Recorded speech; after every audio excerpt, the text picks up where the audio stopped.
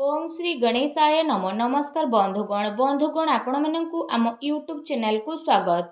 बंधुगण आजिर ए भिडियो रे आमे आपण मानकु कहबा पई जाउछु आगामी 3 दिनर स्थिति आपणकर किपरि रहिबो, केउ प्रकार ए आगामी 3 दिन को आपण प्लानिंग करिवे, ता सहित जदि आमे आपण मानकु कहबु केउ सब क्षेत्र रे आपणकु फायदा हेबो, केउ सब जिनिस रे आपणकु विशेष रूप रे सावधानता अवलंबन करबाकू पड़िबो, आपणकर लव लाइफ किपरि रहिबो, क्यारियर किपरि रहिबो, बिजनेस आ व्यापार किपरि रहिबो एवं ता सहित स्वास्थ्यर मध्य महत्वपूर्ण इनफॉरमेशन आमे आपण मानकु देबु। आउ ए वीडियो शेष रे आमे आपण मानकु किछि उपाय विषय मध्य कहिबु, जहा द्वारा आपण ए दिन को आहुरी अधिक शुभ और मंगलदायक सब्यस्त करि परिबे।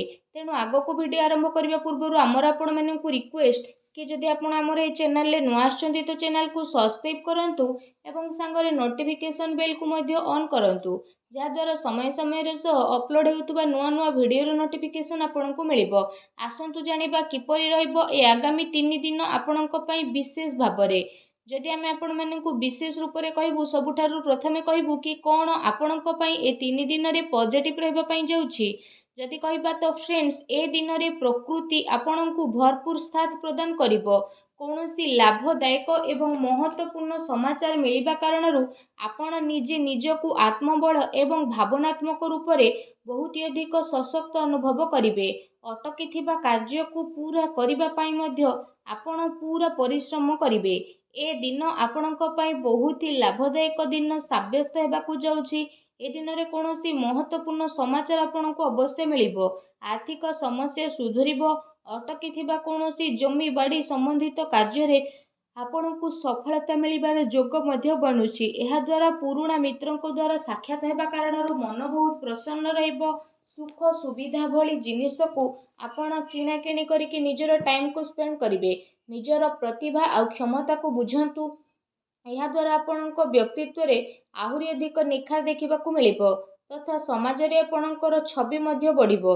ए दिन आपणकर व्यस्तपूर्ण रहिबो, कामर अधिक बोझ रहिबो, किंतु सफलता मिलिबा द्वारा थकापण आपणको हेबो नाही एवं उत्साह मध्य आपणकर बनिकी रहिबो। घरे बंधु को आगमन द्वारा मौज मजलिस रे टाइम को स्पेंड करिवे।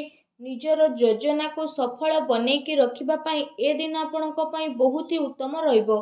काफी लंबा टाइम रु चली आसुथुबा कोनोसी प्रॉब्लम रु आपणको मुक्ति मध्य मिली जिवो, जहा पई आपण निजे निजकु चिंता मुक्त विशेष रूप रे अनुभव करिवे एवं आर्थिक मामला रे ठोस एवं महत्वपूर्ण निर्णय आपणक पई लाभदायक सिद्ध हेबो।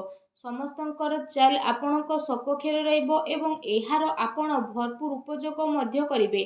आपणक भितरे कार्य प्रणाली कारणरू आपण समस्तंक प्रशंसार मध्य पात्र होई जिवो, किंतु कौनसी भी कार्य बा योजना पूर्वरु रूपरेखा अवश्य बनंतु।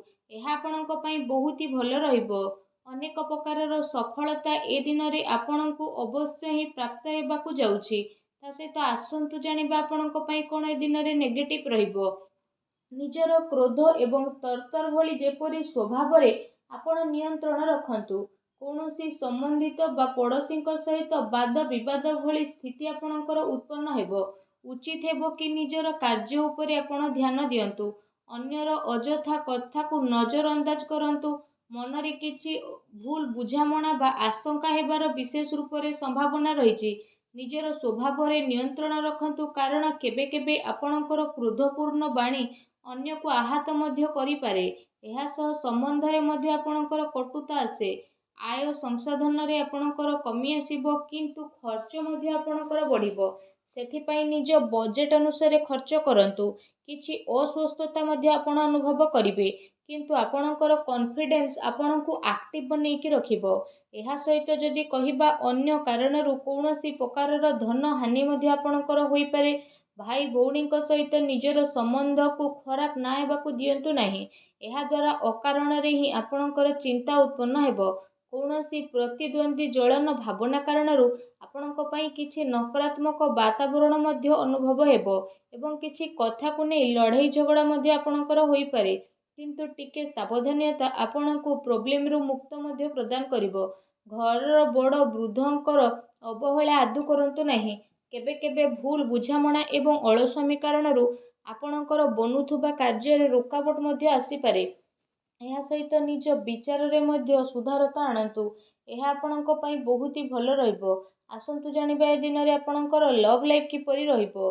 ବୈବାହିକ ଜୀବନରେ ସାମଞ୍ଜସ୍ୟ ଆପଣଙ୍କର ରହିବ। ମନୋରଞ୍ଜନ ସମ୍ବନ୍ଧିତ କାର୍ଯ୍ୟରେ ଆପଣ ଆପଣଙ୍କ ଟାଇମ୍ ସ୍ପେଣ୍ଡ କରିବାରୁ ପରିବାରରେ ହାସ ପରିହାସ ଏବଂ ଖୁସିର ମାହୋଲ ରହିବ। ପାରିବାରିକ ବାତାବରଣ ଆପଣଙ୍କର ସୁଖଦପୂର୍ଣ୍ଣ ରହିବ। ପ୍ରେମ ସମ୍ବନ୍ଧରେ ମଧ୍ୟ ପ୍ରଗାଢ଼ତା ଆସିବ। ରୋମାଣ୍ଟିକ ମାହୋଲ ରହିବ ଏବଂ ନିକଟ ସମ୍ବନ୍ଧରେ ଡିନରରେ ଯିବାର ପ୍ରୋଗ୍ରାମ ମଧ୍ୟ ଆପଣଙ୍କର ବନୁଅଛି। କାଫି ସମୟ ପରେ ଘରୁ ବାହାରିବା ଏବଂ ଲୋକଙ୍କ ସହ ମିଶିବା ଆପଣଙ୍କୁ ଖୁସି ଏବଂ ଶାନ୍ତି ପ୍ରଦାନ କରିବ। ପାରିବାରିକ ବାତାବରଣ ଖୁସି ଭରା ରହିବ। ଘରର ସମସ୍ତ ସଦସ୍ୟ ଜଣେ ଆଉ ଜଣଙ୍କ ସହିତ ଟାଇମକୁ ସ୍ପେଣ୍ଡ କରିବେ। ବାହାର ସମ୍ବନ୍ଧୀୟଙ୍କ ସହ ସାବଧାନ ରୁହନ୍ତୁ।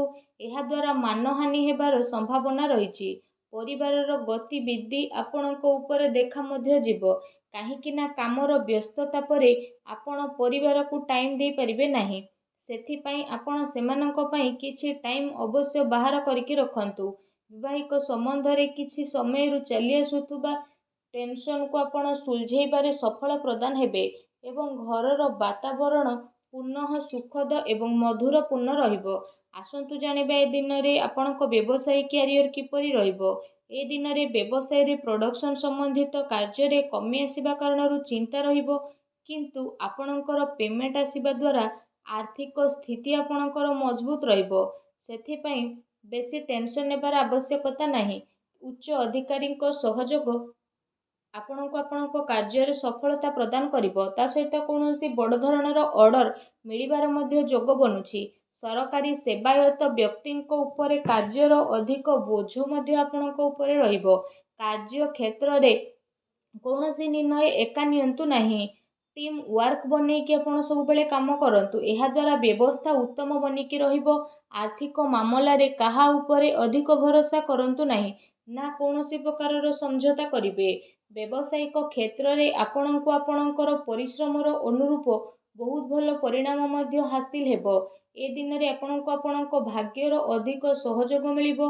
ଚାକିରି ପେଶା ବ୍ୟକ୍ତି କୌଣସି ସରକାରୀ ମାମଲାରେ ଫସି ମଧ୍ୟ ପାରନ୍ତି, ତେଣୁ ସାବଧାନ ରୁହନ୍ତୁ। ବ୍ୟବସାୟିକ ପରିସ୍ଥିତି ଆପଣଙ୍କର ଅନୁକୂଳ ରହିବ। ନିଜର ପୁରା ଧ୍ୟାନ ବିଜନେସରେ କେନ୍ଦ୍ରିତ କରନ୍ତୁ। କୌଣସି ବଡ଼ ଲୋକଙ୍କର ମିଳିବାର ସମ୍ଭାବନା ମଧ୍ୟ ରହିଛି। ବ୍ୟବସାୟିକ ଗତିବିଧି ସମ୍ବନ୍ଧିତ ଯୋଜନା କୌଣସି ବାହାର ବ୍ୟକ୍ତି ଆଗରେ ଆପଣ ସେୟାର କରନ୍ତୁ ନାହିଁ। କେହି ଏହାର ଅନୁଚିତ ଉପଯୋଗ ମଧ୍ୟ କରିପାରେ ଏବଂ ଅର୍ଡର ସମ୍ବନ୍ଧିତ ସବୁ କାର୍ଯ୍ୟରେ ପକ୍କା ବିଲ୍ର ଆପଣ ଉପଯୋଗ କରନ୍ତୁ।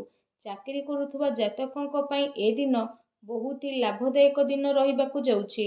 ଏହା ସହ ଚାକିରି ସମ୍ବନ୍ଧିତ ଏ ଦିନରେ ଆପଣଙ୍କୁ ବହୁତ ହି ଭଲ ଖୁସି ଖବର ଅବଶ୍ୟ ହିଁ ପ୍ରାପ୍ତି ହେବ, ଯାହାଦ୍ୱାରା ଆପଣଙ୍କୁ କାଫି ଖୁସିର ଅନୁଭବ ହେବ। ଆସନ୍ତୁ ଜାଣିବା ଏ ଦିନରେ ଆପଣଙ୍କ ସ୍ୱାସ୍ଥ୍ୟ କିପରି ରହିବ। ଗ୍ୟାସ୍ ଏବଂ ଏସିଡିଟି ଦ୍ୱାରା ଆପଣ ପ୍ରୋବ୍ଲେମ ରହିବେ। ଖାଦ୍ୟପେୟରେ ସଂଯମତା ରଖନ୍ତୁ।